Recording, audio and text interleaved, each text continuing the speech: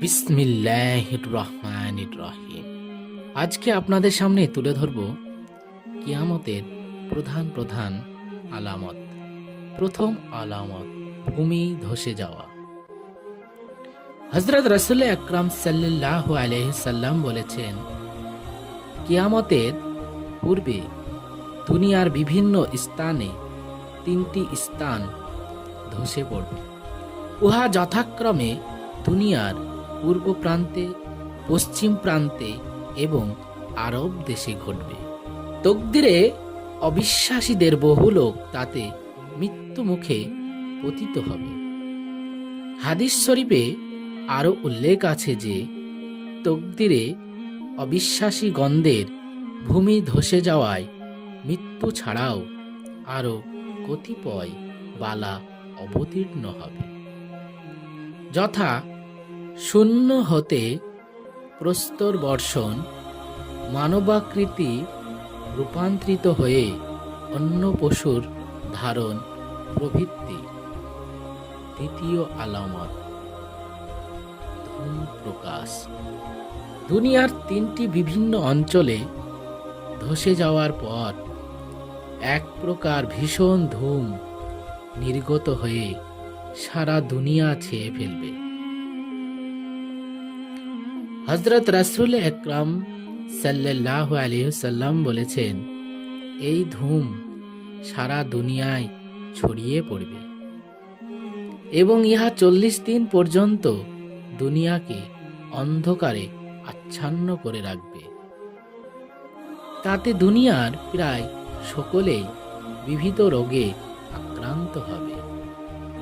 মুসলমানদের সর্দি, কাশি, মাথা ধরা প্রভৃতি অসুখ সামান্য হবে, কিন্তু কাফের ও মুশরিকগণ ইহাতে অচেতন হয়ে পড়ে থাকবে। 40 দিন পর আবার দুনিয়া পরিষ্কার হয়ে যাবে। তৃতীয় আলামত, পশ্চিম দিকে সূর্যোদয়। হঠাৎ একবার জিলহজ মাসে 10 তারিখ দিবাগত রাত্রি এত অধিক দীর্ঘ হবে যে শিশুগণ নিদ্রা ভেঙে যে ছটপট করতে থাকবে। গরু, মহিষ প্রভৃতি গৃহ পালিত পশু মাঠে যাওয়ার জন্য অস্থির হয়ে হাম্বা হাম্বা করে চিৎকার করতে থাকবে। মানুষ ভীত ও চিন্তিত হয়ে চিৎকার ও কোলাহল শুরু করে দেবে।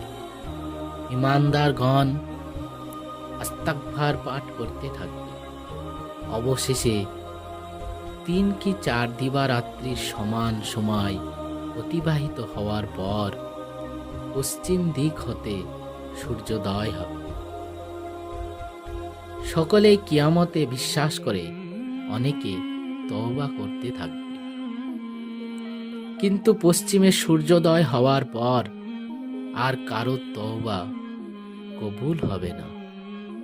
এরপর হতে আবার স্বাভাবিকভাবে পূর্ব দিক হতে সূর্য উদিত হতে থাকবে। চতুর্থ আলামত, দাব্বাতুল আরদ। দাব্বাতুল আরদের আবির্ভাব সম্বন্ধে আল্লাহ তাআলা কোরআন শরীফের সূরা নমলে বলেছেন, যখন কিয়ামতের ওয়াদা পূর্ণ করার সময় নিকটবর্তী হবে, আমি তখন দাব্বাতুল আরদ প্রকাশ করব। সে মানুষের সঙ্গে কথাবার্তা বলবে, তথাপি মানুষ আল্লাহর আয়াতে বিশ্বাস করে না। দাব্বাতুল আরদ এক প্রকার অদ্ভুত জীব। উহা শরীরের গঠনের সহিত 7 প্রকারের প্রাণীয় সামঞ্জস্য থাকবে, যথা মুখমণ্ডল হবে মানুষের মতো, পা হবে উটের মতো, ঘাড় হবে ঘোড়ার মতো, আর লেজ হবে গরুর মতো, পাজর হবে হরিণের মতো, শিং বারশিঙ্গা হরিণের মতো এবং হাত বানরের মতো। পশ্চিম দিক হতে সূর্যোদয়ের পর মানুষের মধ্যে তখন নানারূপ আলোচনা চলতে থাকবে। সেই সময় একটা ভীষণ ভূমিকম্প হবে। ভূমিকম্পের ফলে মক্কায় সাপা পাহাড় হেঁটে উহার ভিতর হতে অদ্ভুত প্রাণী বের হয়ে আসবে। এই প্রাণী মানুষের সহিত অবিকল মানুষের মতোই কথা বলবে। তার এক হাতে হযরত মুসা আলাইহিস সালামের লাঠি এবং অপর হাতে হযরত সুলাইমান নবীর আংটি থাকবে। প্রাণীটি এত দ্রুতগামী হবে যে কেউ অতি দ্রুত দৌড়িয়েও তাকে ধরতে পারবে না। আবার তার সম্মুখ থেকে কেউ পালিয়েও যেতে সমর্থন হবে না। সে প্রত্যেক মানুষের কপালে তার লাঠির দ্বারা একটি করে দাগ দিবে। ইমানদার লোকদিগের কপালে দাগ দেওয়ার সঙ্গে সঙ্গে তার চেহারা চন্দ্রের মতো উজ্জ্বল আলোকময় হবে এবং কাফের ও মুশরিক দিকের কপালে দাগ দেওয়ার সঙ্গে সঙ্গে তার চেহারা ভয়ানক কালো ও কুৎসিত হয়ে যাবে। অতি অল্প সময়ের মধ্যে প্রত্যেকটি মানুষের কপালে একটি করে দাগ দিয়ে যাবে, যার ফলে দুনিয়ার যাবতীয় মানুষ ইমানদার ও বেঈমান এই দুটি শ্রেণীতে বিভক্ত হয়ে যাবে। এরপরই সে অদৃশ্য হয়ে যাবে। পঞ্চম আলামত, দক্ষিণের বায়ু প্রবাহ। মৃদু বায়ু প্রবাহিত হবে। এই বায়ু প্রবাহের ফলে ইমানদারদের বগলে ব্যথার সৃষ্টি হবে। যার ইমানের বল যত বেশি শক্তিশালী হবে সে তত অধিক যন্ত্রণা উপভোগ করবে এবং সেই যন্ত্রণায় প্রকৃত ইমানদার ব্যক্তিগণ মৃত্যুর মুখে পতিত হবে।